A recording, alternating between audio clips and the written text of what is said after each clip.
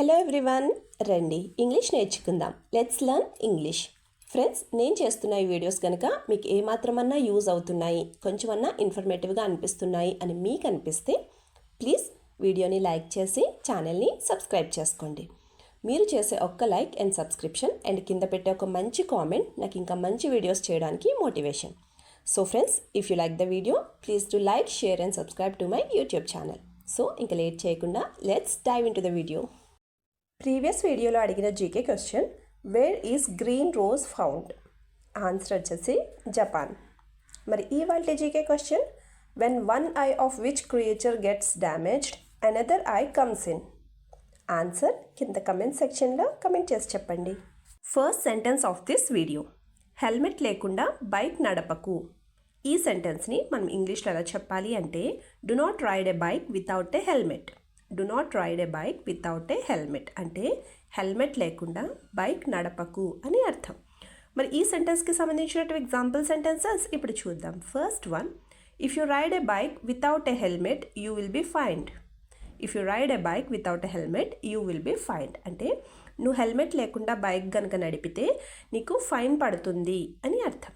Second example, if I wear a helmet my hair will get damaged so I don't wear it అంటే నేను కనుక helmet పెట్టుకుంటే నా జుట్టు మొత్తం పాడైపోతుంది, అందుకే నేను హెల్మెట్ పెట్టుకోను అని అర్థం. నెక్స్ట్ వన్, కార్ పార్కింగ్కి ప్లేస్ లేదు. ఈ సెంటెన్స్ని మనం ఇంగ్లీష్లో ఎలా చెప్పాలి అంటే, there is no place for car parking. There is no place for car parking అంటే కార్ పార్కింగ్కి ప్లేస్ లేదు అని అర్థం.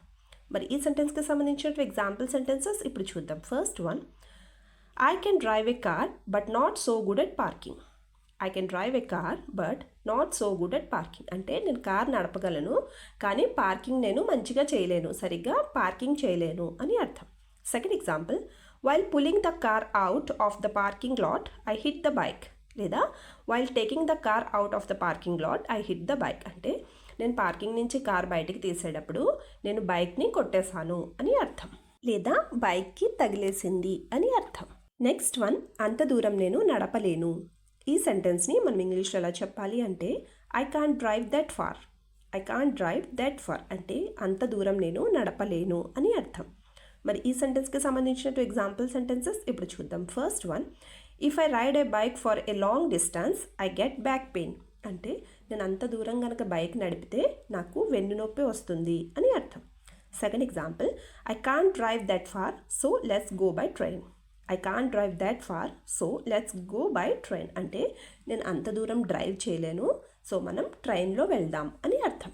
నెక్స్ట్ వన్, ఒకవైపు సిగ్నల్ వేసి మరోవైపు వెళ్తుంది. ఈ సెంటెన్స్ని మనం ఇంగ్లీష్లో ఎలా చెప్పాలి అంటే, she was signalling one side and going the other.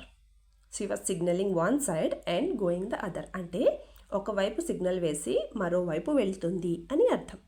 మరి ఈ సెంటెన్స్కి సంబంధించిన ఎగ్జాంపుల్ సెంటెన్సెస్ ఇప్పుడు చూద్దాం. First one, she came on the road without knowing how to ride and hit me. She came on the road without knowing how to drive and hit me అంటే తను driving ఎలా చేయాలో తెలియకుండానే road మీదకి వచ్చి నన్ను గుద్దేసింది అని అర్థం. Second example, a big accident could have happened but was missed. A big accident could have happened but was missed అంటే ఇక్కడ పెద్ద యాక్సిడెంట్ అవ్వాల్సింది కానీ తప్పిపోయింది అని అర్థం. నెక్స్ట్ వన్, స్పీడ్గా నడపడం తగ్గిస్తే నీకే మంచిది. ఈ సెంటెన్స్ని మనం ఇంగ్లీష్లో ఎలా చెప్పాలి అంటే, it is good for you if you reduce the speed. It is good for you if you reduce the speed అంటే స్పీడ్గా నడపడం తగ్గిస్తే నీకే మంచిది అని అర్థం. మరి ఈ సెంటెన్స్కి సంబంధించిన ఎగ్జాంపుల్ సెంటెన్సెస్ ఇప్పుడు చూద్దాం. First one, it is very good for us to be careful when we are on the road.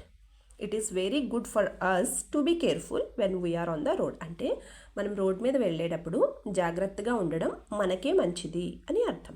Second example, if you go that fast on the road I won't give you a bike at all అంటే నువ్వు కనుక ఇంత ఫాస్ట్గా road మీద వెళ్తే నేను నీకు ఎప్పుడు బైక్ ఇవ్వను అని అర్థం. Last sentence of this video, కాస్త నెమ్మదిగా నడుపు. ఈ సెంటెన్స్ని మనం ఇంగ్లీష్లో ఎలా చెప్పాలి అంటే, డ్రైవ్ ఎ లిటిల్ స్లోవర్ లేదా డ్రైవ్ ఎ బిట్ స్లోవర్ అంటే కాస్త నెమ్మదిగా నడుపు అని అర్థం.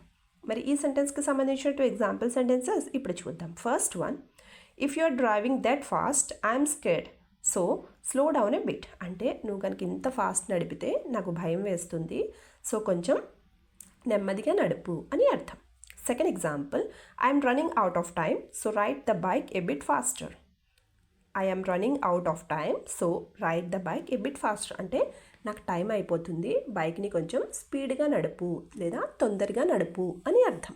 వీడియో లాస్ట్ వరకు చూస్తున్నారు అంటే నా వీడియో మీకు నచ్చుతుంది, అలాగే నా వీడియో మీకు ఎక్కడో చోట యూజ్ అవుతుంది అనే కదండి. సో ఫ్రెండ్స్, ప్లీజ్ నా వీడియోని లైక్ చేసి ఛానల్ని సబ్స్క్రైబ్ చేసుకుని మీ సపోర్ట్ నాకు తెలియచేయండి. Thank you.